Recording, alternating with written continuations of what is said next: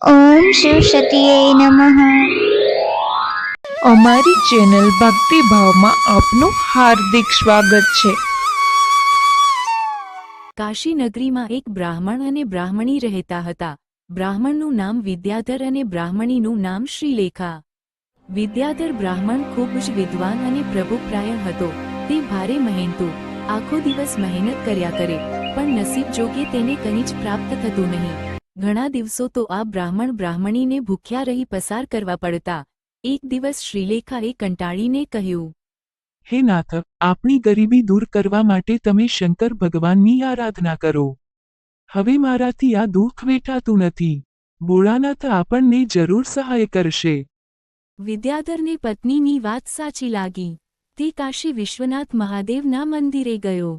મહાદેવજીને પ્રસન્ન કરવા માટે તેણે સતત 3 દિવસ સુધી ભૂખ્યા અને તરસ્યા બેસી રહી ઓમ નમઃ શિવાય ના જપ જપવા લાગ્યો. બ્રાહ્મણની ઉગ્ર તપસ્યા જોઈ ભોળા શંભુ ખુશ થયા.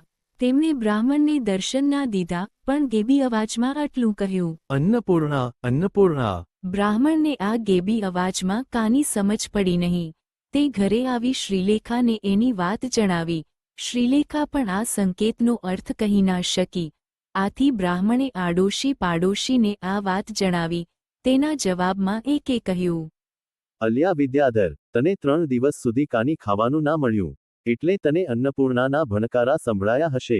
આ સાંભળી બ્રાહ્મણ નિરાશ થયો, પરંતુ તેની પત્ની શ્રીલેખાએ તેને આશ્વાસન આપતા કહ્યું, સ્વામી, લોકો ભલે ગમે તે કહે, ભોળાનાથ જરૂર તમારા ઉપર પ્રસન્ન થયા હોય તેમ લાગે છે.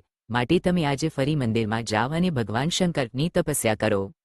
પત્નીની વાત સાંભળી વિદ્યાધર ફરી મંદિરમાં ગયો અને ઉગ્ર તપસ્યા આદરી બેઠો. આ વખતે પણ સતત 3 દિવસ સુધી ભૂખ્યા રહી તપ કર્યું. ચોથા દિવસે શંકર ભગવાને પ્રસન્ન થઈ તેને દર્શન દીધા અને બોલ્યા, હે બ્રાહ્મણ, તારી ભક્તિ જોઈ હું ખૂબ જ પ્રસન્ન થયો છું. તું અન્નપૂર્ણા દેવીના નામનો મંત્ર જપતો જપતો પૂર્વ દિશામાં ચાલ્યો જા.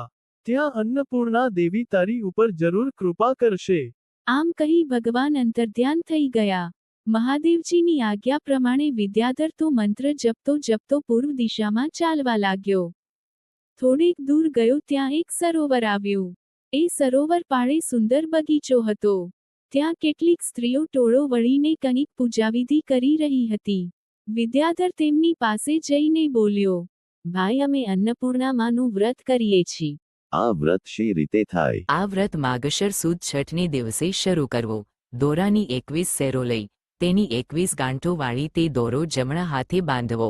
21 દિવસ સુધી એકટાણા કરવા. માતાજીના નામનો ઘીનો દીવો કરવો. કથા વાર્તા સાંભળવી.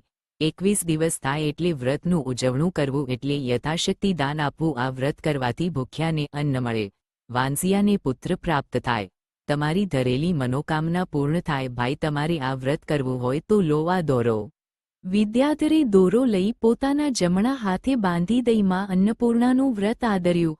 વ્રત લેતાની સાથે જ વિદ્યાધરને તો ચમત્કાર અનુભવા માંડ્યો. તે જેવો સરોવરના પગથીએ પાણી પીવા ગયો, ત્યાં તેને હીરા, માણેક, મોતી જોવા મળ્યા. તે બધા લઈ તેણે પોતાની ઝોળીમાં નાખ્યા. તે સરોવરમાં થોડો વધારે ઉતાર્યો ત્યારે પાણીમાં આપોઆપ માર્ગ થઈ ગયો. તે સરોવરમાં નીચે ઉતરતો ગયો, ત્યાં તેને સોનાનું મંદિર દેખાયું. એના રૂપના કમાડ અને રત્નનો ઝરૂખા દેખાયા. વિદ્યાધર તો પહેલા અચંબામાં પડી ગયો. તે ધીરે ધીરે મંદિરમાં ગયો. ત્યાં માતાજી હિંડોળા ખાટ ઉપર હીંચતા હતા. હજારો લાખો સૂર્યોના તેજ પણ જ્યાં ઝાંખા લાગે એવામાં અન્નપૂર્ણાનો ચમકતો ચહેરો જોઈ બ્રાહ્મણ તો ડઘાઈ ગયો. પછી તરત જ સ્વસ્થ થઈ તેણે માતાજીને સાષ્ટાંગ દંડવત પ્રણામ કર્યા.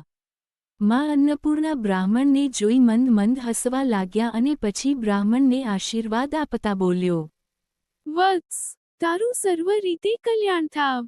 મારા આશીર્વાદથી તારું સઘળું દુઃખ દરિદ્ર દૂર થશે. તું સુખેથી તારા ઘેર જા. માના આશીર્વાદ મેળવી બ્રાહ્મણ ઘેર આવ્યો.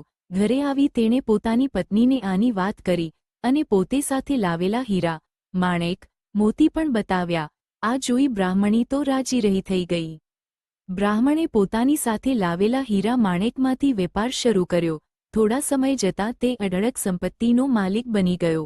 અન્નપૂર્ણા દેવીની કૃપાથી એક વખતનો ભિખારી વિદ્યાધર આજે ધનવાન બની ગયો. બ્રાહ્મણ બ્રાહ્મણી બંને માં અન્નપૂર્ણાના ગુણગાન ગાતા ગાતા સુખમાં દિવસો વિતાવવા લાગ્યા. આમને આમ ઘણા દિવસો વીતી ગયા, છતાં બ્રાહ્મણ દંપતીને સંતાન સુખ પ્રાપ્ત થયું નહીં. આથી બ્રાહ્મણીએ કહ્યું, નાથ, માં અન્નપૂર્ણાના આશીર્વાદથી આપણું દારિદ્ર્ય તો દૂર થયું, પણ સંતાનનું દુઃખ દૂર થયું નહીં. માટે હું આપને વિનંતી કરું છું કે આપ બીજા લગ્ન કરી લો. આ સાંભળી વિદ્યાધર વિચારમાં પડી ગયો, પરંતુ પત્નીના અતિશય આગ્રહને વશ થઈ વિદ્યાધરે બીજા લગ્ન કર્યા. તેનું નામ જમના હતું. બ્રાહ્મણની બીજી પત્ની જમના અભિમાની, ક્રોધી, સ્વભાવની ઝેરીલી. બીજે વર્ષે બ્રાહ્મણે અન્નપૂર્ણામાનું વ્રત શરૂ કર્યું. વ્રત પૂરું થવાને માત્ર 3 દિવસ બાકી હતા કે જમનાએ વિદ્યાધરના હાથ બાંધેલો દોરો તોડી નાખ્યો. આથી માં અન્નપૂર્ણા કોપાયમાન થયા અને અડધી રાત્રે ક્યાંકથી આગ લાગી અને એ આગમાં વિદ્યાધરની બધી માલમિલકત બળીને રાખ થઈ ગઈ. તેમની ખાવા પીવાના પણ સાંસા પડી ગયા. આવા સમયમાં નવી પત્ની જમના પતિનો સાથ છોડી પિયર ચાલી ગઈ. પણ જૂની પત્ની શ્રીલેખા પોતાના પતિ સાથે જ રહી. શ્રીલેખાએ વિદ્યાધરને ફરીથી માં અન્નપૂર્ણાનું વ્રત કરવા માટે પ્રેરણા કરી. વિદ્યાધર પાછો સરોવર પાસે આવ્યો અને માં અન્નપૂર્ણાનું નામ લઈને સરોવરમાં ગયો. ત્યાં માતાજીને જોયા પછી માતાજીએ કહ્યું, વત્સ, તારે પુત્ર જોઈતો હતો તો મારી પાસે આવીને માંગ્યો હોત તો હું તને જરૂર પુત્ર આપત. તારે ફરી પરણવાની શી જરૂર હતી?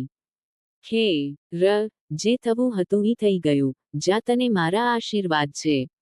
બ્રાહ્મણ ઘેર પાછો આવ્યો. એણે નવી બ્રાહ્મણીને કાઢી મૂકી. માની કૃપાથી તેને પાછી જાહોજલાલી થઈ. શ્રીલેખાએ રૂપાળા દીકરાને જન્મ આપ્યો. ત્યારબાદ બંને જણાએ અન્નપૂર્ણાનું વ્રત આજીવન કરવાની ટેક લીધી.